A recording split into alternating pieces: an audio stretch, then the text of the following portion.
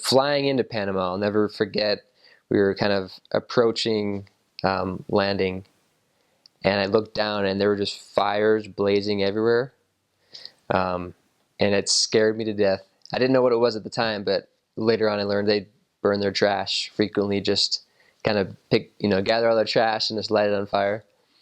But when I was approaching, I didn't know that, and so it was just kind of a little fear in my heart, going to a place I didn't know with fires burning. So that was one thing I recall. The other thing I recall is I kind of was pretty confident in my Spanish. I'd gone to Guatemala when I was 16 with my brother, whose wife was from Guatemala. So I had some practice, and I lived with them, and so I spoke Spanish. And in MTC, they actually shortened my stay because I was in an advanced class. But then I got to Panama, and I couldn't understand hardly anything. And so I'm like, wow, this is quite a contrast from what I expected.